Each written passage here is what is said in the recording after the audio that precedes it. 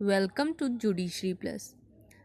आज हम लेकर आए हैं अपने थर्ड सेशन के साथ जो कि रिलेटेड है हमारे रीसेंट लैंडमार्क केस लॉ से।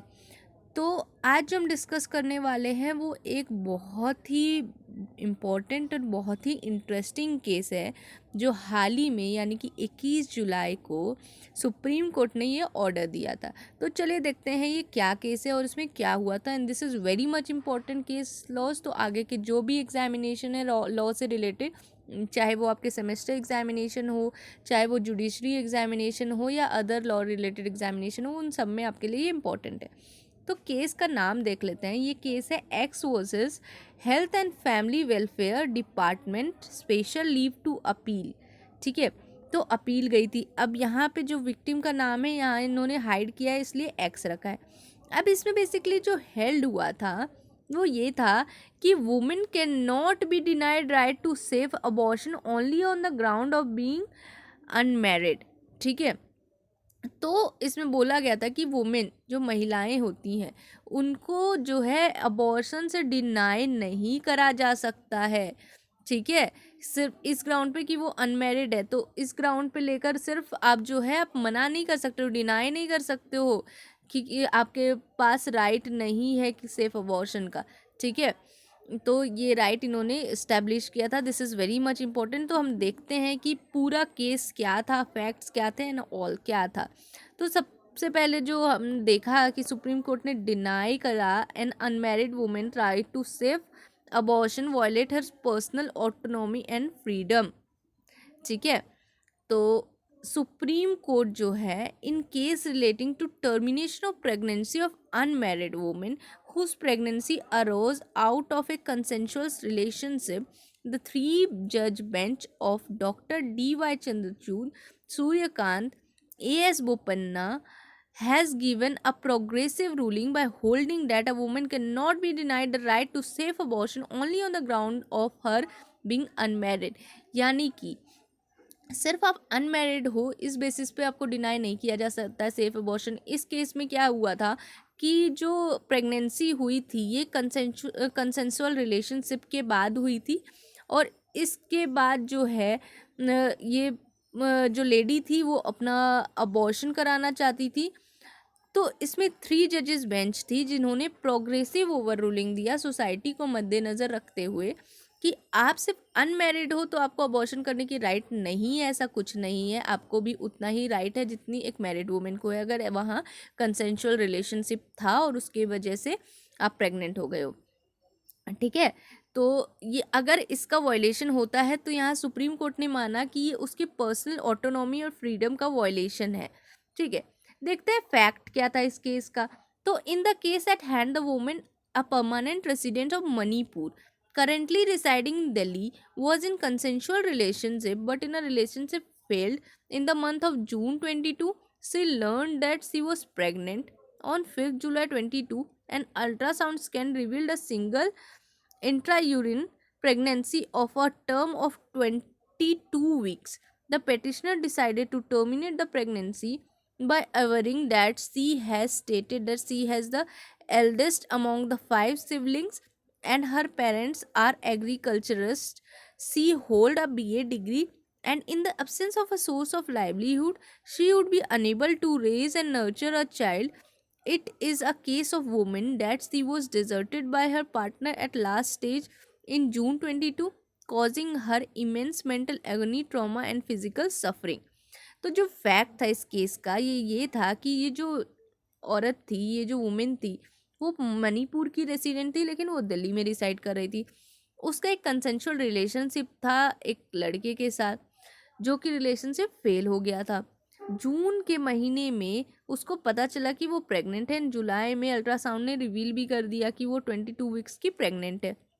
फाइनली वो टर्मिनेट करना चाहती थी अपना प्रेगनेंसी बिकॉज वो अपने 5 सिबलिंग में एल्डेस्ट वन थी एंड उसके फादर्स जो थे वो एग्रीकल्चरिस्ट थे, वो BA डिग्री होल्ड करती थी और वो सोच रही थी कि she is not able to nurture the child, इसलिए जो है वो उसको अबॉर्शन कराना चाहती थी एंड ऑल्सो उसके पार्टनर ने उसको डिजर्ट किया था और उसको बहुत ज़्यादा मेंटल एग्नी और ट्रॉमा दिया था, फिजिकल सफरिंग भी उसको बहुत ज़्यादा करना पड़ा था अपने पार्टनर की वजह से, इसलिए वो जो है ये बच्चे को नहीं रखना चाहती थी।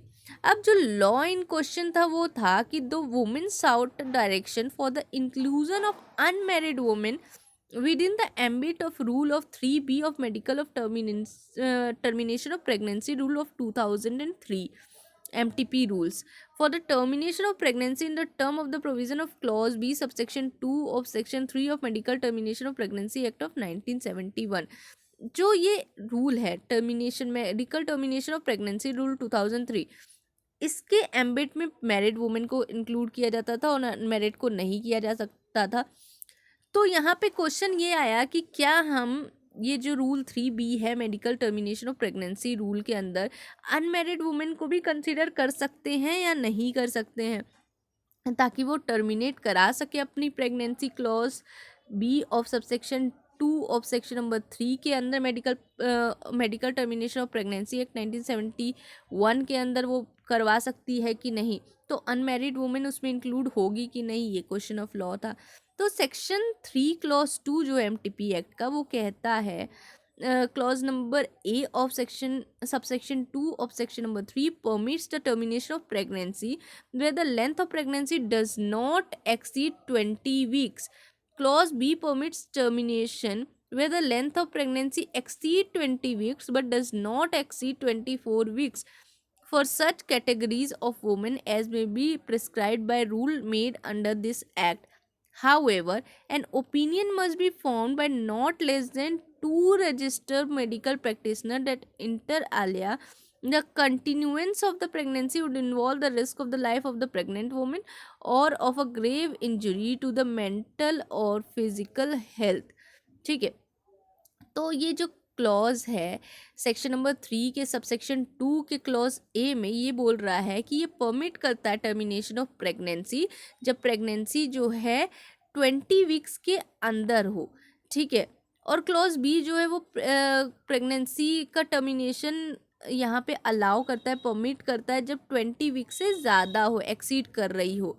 वैसे केसेस में अलाउ कर रहा है 20 वीक्स से ज़्यादा बट लेस देन 24 वीक्स, वैसे कैटेगरी ऑफ वुमेन में के लिए जो कि प्रिस्क्राइब किया गया है रूल के अंदर, और उसके लिए जो है 2 रजिस्टर्ड मेडिकल प्रैक्टिशनर का जो है ओपिनियन लगता है, और उसके ओपिनियन में ये होना चाहिए कि अगर प्रेगनेंसी कंटिन्यू हुई तो वो रिस्क होगा उस प्रेग्नेंट वुमेन की लाइफ में या ग्रेव इंजरी होगी उसकी मेंटल या फिजिकल हेल्थ पे। ठीक है, इसके साथ जो एक्सप्लेनेशन 1 है सेक्शन 3 का वो स्टिपुलेट करता है कि जो पर्पस है क्लॉज ए का, जहाँ pregnancy occurred as a result of failure of any device और method use by any women और her partner for the purpose of limiting the number of child or preventing pregnancy, the anguish caused by such pregnancy shall be presumed to constitute a grave injury to the mental health of the pregnant woman. Explanation 1 evidently qualifies clause A but not clause B. Explanation 1 जो है ये clause A के लिए basically है, और यहाँ पे वो तब यूज़ किया जा सकता है जब प्रेगनेंसी फेल हो गई है, जो भी डिवाइस यूज़ किया गया है उस वुमेन के द्वारा या उसके पार्टनर के द्वारा वो फेल होने के कारण जो भी प्रेगनेंसी कॉज हो गई है और जिसके जो पार्टनर्स नहीं चाहते हैं, तो उसके लिए एप्लीकेबल है। लेकिन ये बी के क्लॉज बी पे एप्लीकेबल नहीं होता है जहाँ प्रेगनेंसी 20 वीक से ज़्यादा हो गई है बट 24 वीक से कम है। ठीक है, अब रूल 3 भी जो है एमटीपी रूल्स का वो बोल रहा है this rule list down the category of women eligible for termination of pregnancy up to 24 weeks. अब हम क्लॉज बी को इसलिए कंसिडर कर रहे हैं कि जो प्रेजेंट केस है यहाँ 20 वीक्स से एक्सीड कर गया था, उसकी प्रेगनेंसी 22 वीक्स की थी, इसलिए ये हमारा इंपॉर्टेंट होता है इस केस में। और इसमें जो वुमेन एलिजिबल है प्रेगनेंसी को टर्मिनेट करने के लिए बिफोर 24 वीक्स वो कौन कौन से हैं? सर्वाइवर्स ऑफ सेक्सुअल असॉल्ट और रेप और इंसिस्ट। ठीक है, तो कोई रेप या सेक्सुअल असॉल्ट के सर्वाइवर हो सकते हैं, कोई माइनर हो सकता है। ठीक है, change of marital status during the ongoing pregnancy, यानी कि या तो विडोहुड हो गई है या तो डिवोर्स हो गया है। Women with physical disability, major disability as per the criteria let down under the right of person with disability act of 2016, यानी कि अगर वो फिजिकली डिसेबल्ड है, मेंटली इल वुमेन है जिसमें फीटल रिटार्डेशन भी इंक्लूड होता है, the foetal malformation that has substantially risk of being incompatible with life, or if the child is born it may suffer from some physical or mental abnormality to be serious handicapped. तो अगर pregnancy continue हुई तो वो risk है, substantial risk है, या तो women के लाइफ पे या तो चाइल्ड के लाइफ पे, या तो वो फिजिकली या मेंटली हैंडीकैप्ड वो पैदा हो सकता है। और जो लास्ट कैटेगरी की वुमेन है वो women with pregnancy in humanitarian in setting और डिजास्टर और इमरजेंसी सिचुएशन एज में be declared by the government. तो ऐसे कंडीशन में भी अगर प्रेग्नेंट होती है तो 20 वीक से एक्सीड करने पे भी अबॉर्शन किया जा सकता है। अब दिल्ली हाई कोर्ट ने क्या ऑर्डर दिया था इस केस में, कि जो हाई कोर्ट है उन्होंने डिनाई कर दिया था right to safe abortion to a woman by holding that since she is an unmarried woman whose pregnancy arose out of consensual relationship, her case is clearly not covered by any of the above clauses of rule 3B as a consequence of section 3 subsection 2 clause B is not applicable. यानी कि यहाँ पे Delhi high court ने clearly deny कर दिया उसको right देने से, क्योंकि यहाँ जो 3B में हमने A to G क्लॉजेस देखे, इसमें कहीं भी ऐसा कोई कंडीशन नहीं है जो अनमैरिड वुमेन पे अप्लाई हो रहा है एंड अनमैरिड वुमेन को राइट दिया जा रहा है जहाँ की कंसेंशुअल सेक्स था, कंसेंशुअल रिलेशनशिप से बच्चा हुआ था। तो ऐसे कोई राइट नहीं दी गई है यहाँ पे, इसलिए दिल्ली हाई कोर्ट ने इसको कंसीडर करके वो रिजेक्ट कर दिया उसका पिटीशन। सुप्रीम कोर्ट ने ऑब्जर्व किया क्या, disagreeing with the view, the Supreme Court observed that the High Court has taken an unduly restrictive view of the provision of clause C of 3B। यानी कि यहाँ जो क्लॉज C है, change of marital status during the ongoing pregnancy, इसका Delhi high court ने restrictive view लिया था। और सुप्रीम कोर्ट ने जो है इसी क्लॉज को इंटरप्रेट करते हुए बोला कि speak of a change of marital status during ongoing pregnancy is followed in parenthesis by word of widowhood and divorce. The expression change of marital status should be given a purposive rather than a restrictive interpretation। तो यहाँ इन्होंने supreme court ने एक purposive interpretation दिया, ना कि restrictive interpretation दिया जैसे कि दिल्ली हाई कोर्ट ने दिया था। The expression widowhood and divorce need not be construed to be exhaustive of the category which precedes it। यानी कि विडोहुड और डिवोर्स को हम रेस्ट्रिक्टिव इंटरप्रिटेट नहीं करेंगे और इसको एग्जॉस्टिव वे में लेंगे, ठीक है। Explaining the fundamental principle of statutory interpretation that the word of the statute must be read in their entire context and in their grammatical and ordinary sense harmoniously with the scheme of the act and intent of the legislature. The court said that the Parliament, by amending the MTP Act through Section Act 8 of 2021, intended to include unmarried women and single women within the ambit of this act.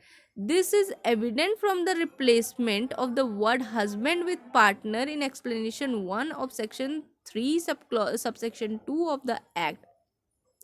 यानी कि यहाँ पे court ने explain किया fundamental principle of interpretation, और जो word जो है स्टैट्यूट में उसको बोला कि उसको पढ़ा जाना चाहिए उसके एंटायर कॉन्टेक्स्ट में विद ग्रामेटिकल और ऑर्डिनरी सेंस में, जो भी इंटेंट है लेजिस्लेचर का उस चीज़ को ध्यान में रखते हुए।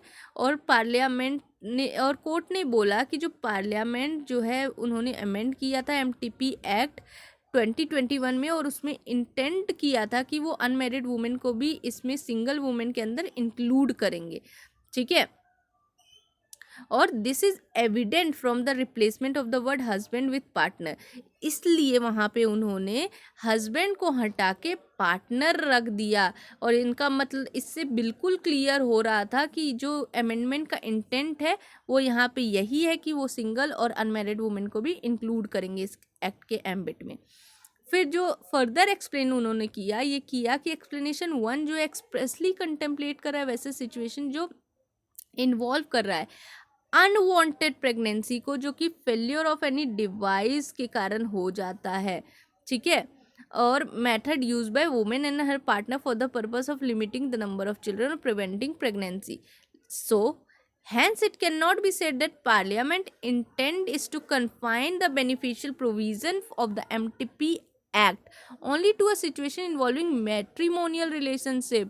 तो यहाँ पे जो इन्होंने एक्सप्लेनेशन 1 में बोला था डिवाइस के फेल्योर के बारे में, तो यहाँ पे इन्होंने इंटरप्रेट करके बोला कि पार्लियामेंट का इंटेंट बिल्कुल नहीं था कि वहाँ सिर्फ वो मैट्रिमोनियल रिलेशनशिप को ही इंक्लूड करें। वहाँ इन्होंने क्लियर किया कि इनका इंटेंट था ये सारे रिलेशनशिप को जो है यहाँ पे इंक्लूड करेंगे, और इसी बेसिस पे उन्होंने हस्बैंड को हटा के पार्टनर वर्ड से रिप्लेस किया था। The statute had recognized the reproductive choice of a woman and her bodily integrity and autonomy. Both these rights embody the notion that a choice must inhere in a woman on whether or not to bear a child. ठीक है. In recognizing the right, the legislature has not intended to make a distinction between married and unmarried women in her ability to make a decision on whether or not to bear the child. These rights, it must be underscored, are in consonance with the provision of Article 21 of the Constitution. यहाँ पे बोला गया statute ने recognise किया है reproductive choice किसी women की और उसकी बॉडीली इंटीग्रिटी के बारे में। ये जो राइट है और उसकी चॉइस के राइट जो है वो एक वुमेन के पास होना ही चाहिए कि उसको चाइल्ड बियर करना है या नहीं करना है। जब कोई राइट जो लेजिस्लेचर ने रिकॉग्नाइज किया has not intended to make a distinction, legislature का कुछ इंटेंशन नहीं था कि वो डिस्टिंक्शन करना चाहता है मैरिड और अनमैरिड वुमेन में, इस बेसिस पे कि वो डिसीजन ले सकती है कि नहीं चाइल्ड को रखने के लिए, इस बेसिस पे कोई डिस्टिंक्शन नहीं करने का उनका इंटेंशन था। तो इसलिए जो है अगर हम उससे ये राइट छीनते हैं तो आर्टिकल 21 ऑफ कॉन्स्टिट्यूशन का वॉयलेशन होता है। अब जब कंपैरिजन करते हैं दो प्रोविज़न का बिफोर एंड आफ्टर 21 के अमेंडमेंट के पहले और बाद में, तो कोर्ट ने नोटिस किया कि जो फ्रेज था मैरिड वुमेन उसको रिप्लेस कर दिया गया है एनी वुमेन से, और जो वर्ड हस्बैंड था उसको रिप्लेस कर दिया गया है पार्टनर से। और इससे क्लियरली ये एविडेंट से हमें समझ आता है कि लेजिस्लेचर का इंटेंट है इंक्लूड करने का कोई भी वुमेन, चाहे वो मैरिड हो या अनमैरिड हो। मैरिटल रिलेशनशिप से इसका कोई मतलब नहीं बनता है। और जो 3B है MTP रूल्स का, वो does not envisage a situation involving unmarried women but recognize other category of women. Other category of women उसमें इंक्लूडेड है, जैसे कि डिवोर्स हो गया, विडो हो गया, माइनर हो गया, डिसेबल्ड हो गया, मेंटली इल वुमेन हो गई, survivor of sexual assault or rape victim. So there is no basis to deny unmarried women the right to medically terminate the pregnancy when the same choice is available to the other category of women, especially when live-in relationship have been recognized by the Supreme Court. So now live-in relationship is also recognized by the Supreme Court. तो इसलिए इन्होंने progressive view दिया इस judgement में भी, और सिर्फ legislature के इंटेंट को भी देख के जो MTP रूल की अमेंडमेंट की गई है 21 में, ये सारी चीज़ें ध्यान रख के प्रोग्रेसिव जजमेंट दिया गया और बोला गया कि अगर हम एक अनमैरिड वुमेन को ये राइट नहीं देते हैं चॉइस, इस प्रोडक्टिव चॉइस की राइट, तो ये आर्टिकल 21 का वॉयलेशन हो जाएगा। ठीक है। अब इन्होंने फिर से बोला कि holding that the distinction between a married and unmarried women does not bear a nexus to basic purpose and object which is sought to be achieved by parliament, which is conveyed specifically by the provision of explanation 1 of section 3 of the act. The court was hence of the opinion that allowing the petitioner to suffer an unwanted pregnancy would be contrary to the opinion that contrary to the intent of the law enacted by the parliament. Moreover, allowing the petitioner to terminate her pregnancy on the proper interpretation of the statute prima facie fall within the ambit of the statute, and petitioner should not be denied the benefit on the ground that she is an unmarried woman. तो यहाँ पे उन्होंने supreme court ने जो opinion रखा था, यहाँ बोला है कि जो एक्सप्लेनेशन 1 है section 3 of the MTP rules का, वो क्लियरली यहाँ पे कोई डिस्टिंक्शन नहीं रखता है मैरिड और अनमैरिड वुमेन में, एंड उसके वजह से जो है पिटिशनर को अलाउ किया जा रहा है कि वो टर्मिनेट कर सकती है अनवांटेड प्रेगनेंसी, और इस स्टैच्यूट का प्रॉपरली इंटरप्रेट करके। और प्राइमा फेसी जब इस स्टैच्यूट को इंटरप्रेट करते हैं तो प्राइमा फेसी केस उसका फॉल करता है इसके अंदर, उसको बेनिफिट डिनाई नहीं किया जा सकता है सिर्फ इस बेसिस पे कि वो अनमेरिड है। कोर्ट ने ऑल्सो नोट किया उस फैक्ट को कि पिटिशनर जो है हाई कोर्ट गई थी before she has completed 24 weeks of pregnancy, hence the delay in the judicial process cannot work her prejudice। तो 24 वीक्स से एक्सीड हो गई है प्रेगनेंसी, लेकिन जब वो हाई कोर्ट गई थी तो वो 24 वीक्स ऑफ की प्रेग्नेंट नहीं थी, इसलिए बस कोर्ट के डिले या जुडिशियल प्रोसेस के डिले के कारण जो है उसकी प्रेगनेंसी को, अनवांटेड प्रेगनेंसी को कंटिन्यू नहीं कराया जा सकता है, उसको राइट दिया जाएगा कि वो प्रेगनेंसी जो है अपनी टर्मिनेट कर सके। ठीक है, तो ये जो केस था हमारा जिसको हमने पूरे डिटेल में पढ़ा, ये केस था हमारा x versus health and family welfare department 2022 का केस है। And this is very much important case, आपको भी अभी समझ में आ गया होगा क्योंकि एक इसमें जो रूलिंग आई है कि अनमेरिड बेस, सिर्फ आप अनमेरिड हो उसके बेसिस पे आपको प्रेगनेंसी टर्मिनेट करने का राइट आपसे नहीं छीना जा सकता है। तो this is all for today, and हम ऐसे ही इंटरेस्टिंग और लैंडमार्क जजमेंट लेकर आते रहेंगे जो कि बहुत ही इंपॉर्टेंट है आपके सिलेबस के लिए। तो stay tuned and all the best guys, thank you.